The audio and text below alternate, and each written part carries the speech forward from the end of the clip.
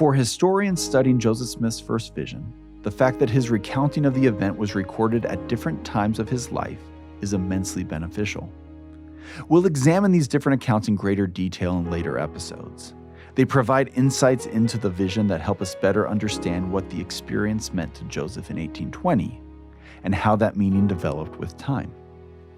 Another benefit of the different accounts is that they allow us to include illuminating details in telling the story of Joseph Smith in the grove of trees near his family's farm. Most Latter-day Saints are quite familiar with the story as it appears in the Pearl of Great Price. But something special happens when we combine that account with the others, and that is what we're doing in this episode. This is The First Vision, a Joseph Smith Papers podcast, and I'm your host, Spencer McBride.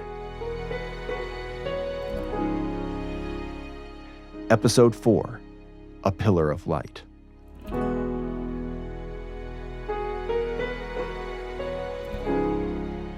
To this point in the podcast, we have focused on the events and the questions that brought Joseph Smith to the woods to pray. Well, now we've reached the main event, as it were, the vision itself.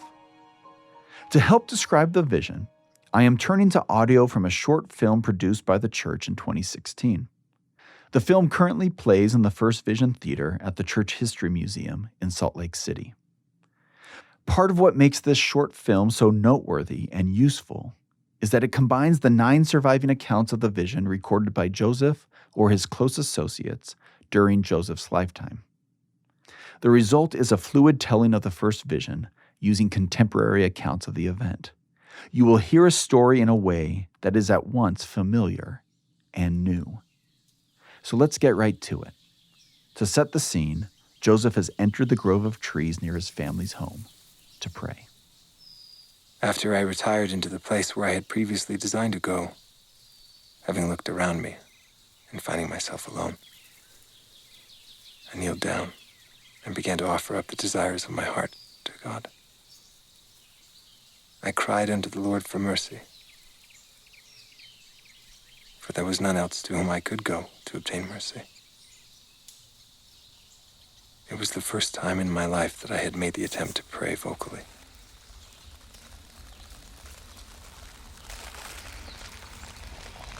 Immediately, I was seized upon by some power which entirely overcame me, and had such astonishing influence over me as to bind my tongue, so that I could not speak. My mind filled with doubts and all manner of inappropriate images. It seemed to me, for a time, as if I were doomed to sudden destruction, but exerting all my powers to call upon God to deliver me. My mouth was open, and my tongue liberated. At this point, a pillar of light descended in the grove and rested upon Joseph. To Joseph, that light looked like fire, but it was too bright to be fire. It was brighter than any light he had ever seen. In fact, in the days and years that would follow, he would struggle to describe the light in a way that others could comprehend. In that light, Joseph saw 2 personages. The first, who Joseph identified in his 1838 account as God the Father, called Joseph by name, Joseph, and then introduced the other as Jesus Christ. this is my beloved son. Hear him. In an 1835 account, we learn that there were angels present as well. Jesus told Joseph that his sins were forgiven Joseph, thy sins are forgiven thee. and urged him to walk in his statutes and keep his commandments. This was a direct answer to Joseph's primary question. Remember, he had worried about the state of his soul and desired forgiveness of his sins. Now he had answers. Now he had forgiveness. Now he had a profound sense of God's love for him.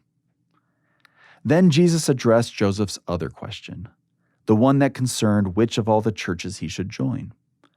The language varies in the different accounts of the vision, but the sentiment remains constant. Jesus told Joseph that the world lieth in sin. They have turned aside from the gospel and keep not my commandments. They draw near to me with their lips, while their hearts are far from me. They teach for doctrines the commandments of men, having a form of godliness, but they deny the power thereof. Referring to the churches then competing for the participation of people like Joseph, Jesus instructed him to go not after them, or in other words, to join none of the churches. Instead, he encouraged Joseph to wait patiently, promising that at a future time, the complete truth of the gospel would be revealed to him. In the 1838 account of the vision, Joseph explained, "Many other things did he say unto me, which I cannot write at this time." When the light had departed, I had no strength. Peace and calm filled my mind. My soul was filled with love. For many days I could rejoice with great joy in the Lord who was with me. I had received a promise that the fullness of the gospel should at some future time be made known unto me. And I had actually seen a light.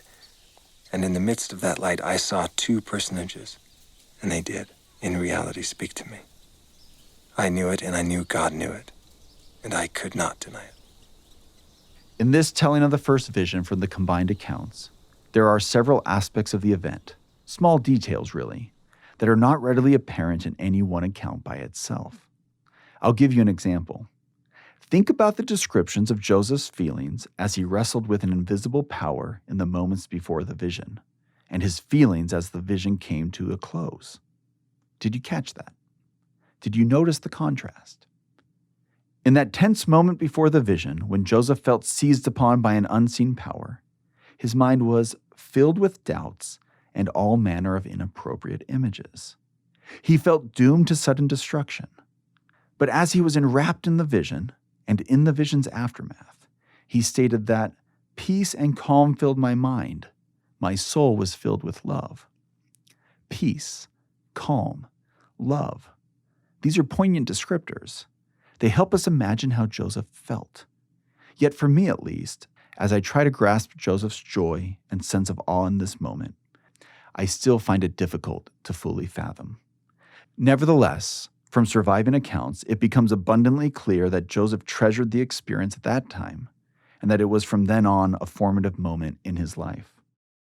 I think this is a good time to mention that if you are interested in reading the different accounts of the first vision from which this episode is drawn, you can go to josephsmithpapers.org and read them for yourself. You can read the text of the accounts and explore high-resolution color images of the original documents themselves.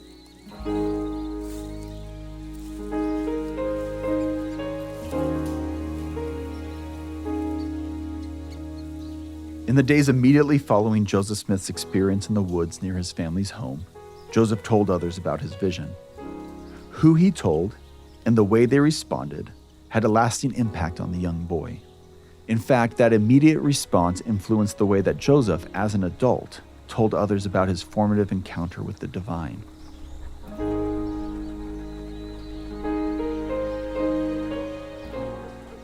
We'll talk about that in the next episode of The First Vision, a Joseph Smith Papers podcast.